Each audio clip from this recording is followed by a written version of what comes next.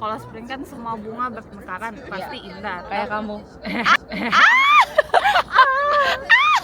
Edit ini pasti Kuncinya sholat, guys. Loh, oh iya, Ini kan bener loh. Kok dimarahin? Jadi dia yang pusing.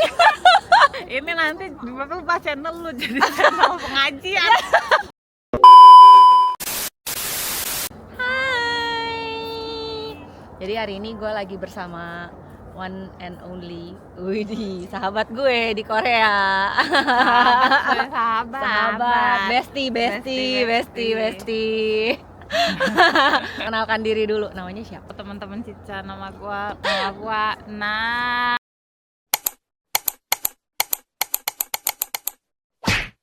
Berapa lama di Korea? nama Hari. Bohong. Dia lebih lama di Korea daripada gue. Udah nama abad. 6 abad sih, gila, 6 tahun. Background kita Hangang belakang, bagus banget. Awalnya tuh kuliah atau langsung kerja? Oh, kuliah. S2 apa S1? S2. Oh, I see. Abis itu dari S2 terus jatuh kerja di sini. Oh, gimana hidup di Korea? Enak gak? Bisa dibayangin yang kayak drama lah. Kalau Cica kayak drama ketemu opa, kalau gua enggak gitu. Tapi betah tinggal di sini. So overall oke sih buat tempat tinggal, malah kayak pengen jadi PR negara lain, pengen juga pergi ke negara yang berbahasa Inggris, kerja misalnya di Australia apa di US gitu. Tapi kayak saya ngelepasin Korea gitu, jadi masih pengen dapet PR di Korea karena mungkin suatu saat pengen balik lagi ke Korea gitu. Oh, iya. Jadi overall oke. Overall oke. Gimana dengan 4 musimnya? Apakah karena dingin, kedinginan? Awal-awal sih susah banget ya adaptasi, tapi so far 4 musimnya itu bagus ya, indah. Seriusan? 4 musimnya indah. Paling suka lu musim apa? Gue paling suka sebenarnya musim gugur sama musim dingin. Musim gugur sama musim dingin? Kalau ngomongin estetika ya, bukan ngomongin udara. Oh, estetik ya. estetik. Kalau estetik tuh paling estetik musim gugur sama musim dingin malah. Bener sih. Musim dingin justru menurut gua semuanya kering. Bagusan gugur gak sih? Sama semi gak sih? Spring? Oke lah, standar lah. Kalau spring kan semua bunga bermekaran, pasti indah. Kayak kamu. Edit ini pasti. Ya.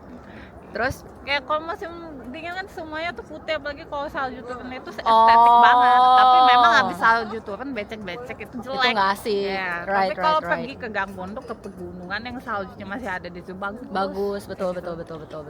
Tapi lu bukannya ada alergi? Ada alergi gak di selama musim gugur atau musim semi? Nah, Kayak biasanya tuh ada paling- serbuk bunga.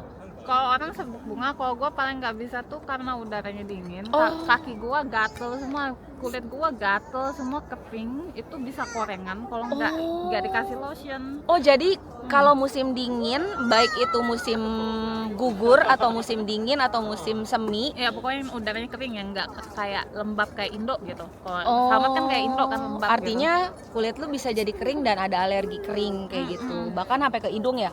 gitu. Hidungnya juga ya nggak Mimisan. susah adaptasi.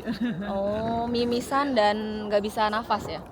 Ya. Terus lu gimana dong? Apa tuh? Maksudnya kayak misalnya nggak bisa nafas tuh pergi ke dokter gak? Ya gila. Dikasih obat? Ya dikasih obat tuh cuman kayak meredakan gejala gitu loh, kayak hidung tersumbat, LDSB. Tapi kalau misalnya diredakan kan, kalau kering kan biasanya ingusan, mekanisme tubuh itu biar di dalam hidung tuh tetap lembab gitu kan. Nah karena kalau ke dokter dikasih kayak yang meredakan produksi ingus, jadinya malah berdarah gitu di dalam itu. Oh. Nah, jadi sama Nadia ini udah sering banget kita tuh ngobrol banyak hal. Salah satu hal yang gue pengen tahu dari dia adalah gue banyak banget dengerin cerita tentang ayah ibunya. Ayah ibunya tuh ayah ibunya tuh ngajarin dia tuh banget hal-hal yang baik dalam hidup. Nah, jadi hari ini pertanyaan gue adalah, aku pengen nanya sama kamu, pelajaran hidup apa dari orang tua yang paling berharga buat kamu? Yang pengen banget kamu turunin ke anak-anak kamu nanti.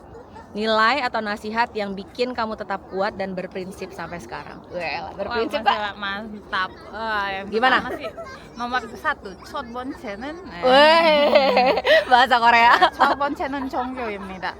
Chongyo, religion artinya guys. Agama. Karena Agama, oke. menurut gua manusia itu mengenali siapa Tuhannya itu penting, dan mengenali siapa penguasa alam semesta, terus yang berkuasa dalam hidupnya, pokoknya segala sesuatu itu penting kayak gitu. Jadi kalau menurut gua ya, kalau misalnya kita jadi orang baik doang tapi kita kayak nggak terlalu religius, atau ya religius tuh kemana, berasa kosong nggak sih hati itu, kayak berasa ada yang kurang nggak sih? Iya, setuju.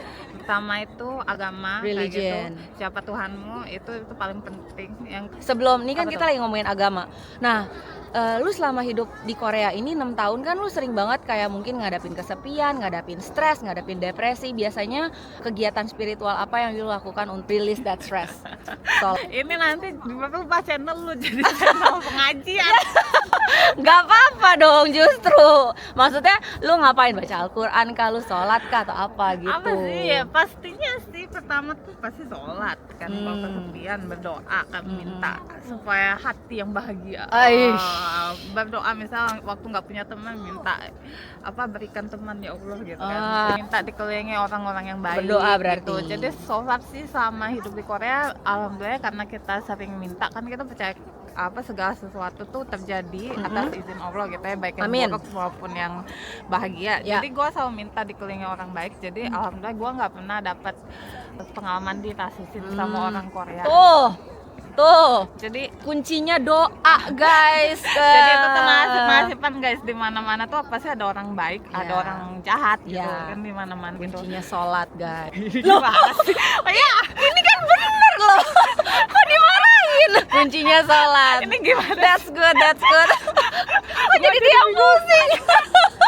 Yang kedua, Yang kedua yang diajarin bapak ibu ya, ya jangan manja. jangan manja. Ya, Tapi kan cewek kadang-kadang kan mau manja. ini ajaran mak gua ya. Waduh, Kalau VOC. VOC. Kalau lu nggak mau susah, lu malah bakal ketemu susah. Itu udah rumus. Oke. Jadi misal nih, lu mau hidup di Korea, tapi nggak mau belajar bahasa Korea, lu bakal ketemu susah. Kayak lu nggak dapet kerja, lu nggak mau itu ya, belajar bahasa Korea kan susah, yang mau nggak mau ya dipelajarin gitu. Oh, Kayak ngerti. gitu. Jadi lu harus kayak kasih effort lah untuk lu bisa mendapatkan sesuatu. Oh, ngerti. Kan pasti kan ada sisi manja-manja kan. Aku pengen dimanjain agak jauh. Nggak tahu apa gua gara-gara anak bungsu kali ya, gua ada manjanya. Nah, lu Emang lu manja apa? Badminton aja begini-begini. lagi pengen dikasihanin, gua lagi pengen disayang gitu. Itu kayak bukan lebih manjanya, bukan kayak aduh bantuin gue ini dong atau jemput gue ini, kayak lebih ke emosional gitu nggak sih? Ada yang Iya. menurut gue kayak nggak manja, itu manusiawi. Oh, itu manusiawi. Menurut Oke. gua kayak Siap. Number 3, yang ketiga. ajaran mak bapak gue yang berharga tuh jangan FOMO. Jangan FOMO. Kalau zaman dulu tuh mak gue bilangnya, kalau misalnya kan di sekolah teman beli apa, kita minta ke orang tua beliin ini dong, kayak gitu. Kayak nanti nggak ditemenin kalau nggak ada kayak gini, itu malah dimarahin kayak apa sama mak gue, kayak kamu tuh bisa hidup tanpa itu semua gitu. Kayak kenapa kamu harus ngikutin teman kamu, kenapa harus ngikutin tren gitu. Jadi sekarang tuh ya berasa sih kayak kita punya kayak jati diri gitu, yang kayak bisa memilih ini nih penting atau enggak, diikutin atau enggak gitu ya. Ngerti. Kan kalau kita FOMO berlebihan tuh kan nggak penting kan. Kebahagiaan kita tuh, validasi kita tuh tergantung Dari barang. Bener gak? gitu ya, dari lingkungan. Kita ikut ini jadi ini gitu. Kayak semakin diikutin semakin nggak bahagia nggak sih? Bener sih. Tapi kalau misal kita emang ada jati diri, misalnya lu suka badminton, Ya. lu nggak ikut-ikutan Pedal. maaf ngomongnya yang pedal. Ya pedal apa Bukan nggak ikut-ikutan, nggak bisa. atau Sama mahal.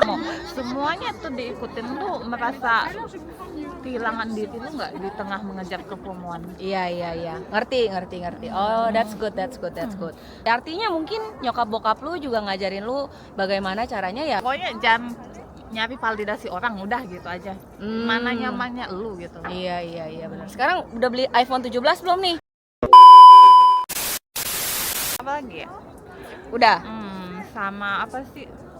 Ya jangan panik lah kalau menghadapi situasi itu. Jangan panik. Zaman dulu di rumah tuh dimarahin, kamu tuh apa-apa jangan panik dulu, mikir dulu, kayak bisa tenang menghadapi situasi gitu. Kasih tips buat teman-teman yang mau ke Korea, tips apa yang membuat kamu bertahan 6 tahun di Korea? Sebenarnya kalau mau kerja di negara orang gitu ya. Misal kamu sekolahnya di Korea, Ya. ini point of view gue ya. Yes. Sekolah di Korea, terus Yes. pengen di hire di Korea, Ya. Korea kamu nggak bagus atau sama sekali nggak bisa berbahasa Korea, itu kayak susah di hire gitu. Oh. Jadi menurut gue mending lu cari pengalaman dulu di Indo. Jadi kayak misal kerja di Indo kayak 3 tahun 4 tahun baru datang ke Korea S2 lagi, lu pasti bakal dikonsider orang karena udah ada pengalaman. Apalagi kalau misalnya lu sekolahnya di sini di tempat bagus kayak KAIS kayak itu. Soalnya salah satu hal yang membuat gua bisa di hire di Korea itu karena gua di Jakarta udah kerja. Oh, lu ada pengalaman. Oke. Thank you Nadia for the tips and tricks. Bye. Ini sesepuh gue juga di Korea. 10 lebih lama daripada gue newbie di Korea. Oh. Dan abis ini kita mau pergi makan apa sis? bakso Di di Taiwan. Taiwan. Bye. Nah, set. Bakso 200.000. Tempean. Tapi nggak bener kan guys tuh. Coba. Oh. Mantap. Makan. Sop iga lah, Makan sis. Gila. Keluar 18 derajat. Makan bakso. Ini kenikmatan yang hakiki sih. Betul.